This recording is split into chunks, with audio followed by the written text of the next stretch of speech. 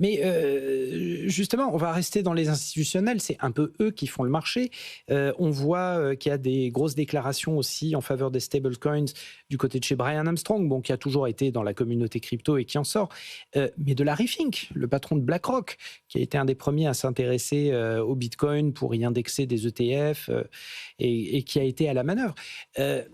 C'est là-dessus que va se construire aussi l'avenir des stablecoins, comme c'est un petit peu inscrit les débuts du Bitcoin à vocation de support d'investissement institutionnel, quoi, finalement. C'est ça, c'est qu'on part de Bitcoin qui permet de faire du transfert de valeur 24 heures sur 24, 7 jours sur 7, avec une infrastructure qui est globale par essence et des transferts, je ne vais pas dire instantanés sur Bitcoin, ça prend 10 minutes voire plus, mais quasi instantanés.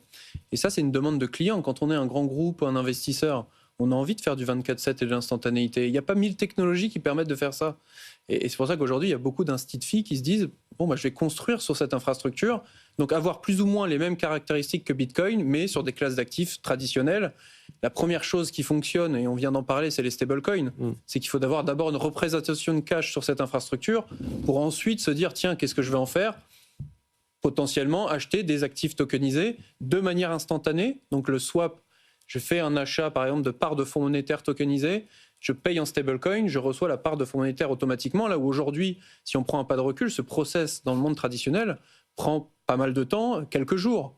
Et donc si on en revient à cette demande client, c'est la seule technologie qui le permet, d'où les propos d'un Larry Fink, mais d'où l'annonce de BNP qui rejoint ce consortium, d'où même le fonds monétaire tokenisé annoncé par Cassis avec Amundi la semaine dernière. Parce qu'on voit, c'est comme des Lego, on voit les briques qui commencent à s'empiler et on voit un peu le jeu final, c'est que c'est une nouvelle infrastructure de valeur et qu'une grande partie de la finance se jouera sur ces infrastructures. Donc l'opposition crypto et institut, entre guillemets, elle s'efface. Parce que peut-être que des banques américaines utiliseront Coinbase pour des briques technologiques, peut-être que des acteurs européens vont construire cette capacité à être producteurs soi-même, mais en allant chercher des talents ou même des briques technologiques, des portefeuilles par exemple, la capacité à tokeniser les actifs. C'est des briques et d'où les sujets de M&A qu'on voit poindre et qu'on va évoquer juste après. Donc ce qui est intéressant, c'est qu'on voit tout ce monde converger des deux côtés de l'Atlantique.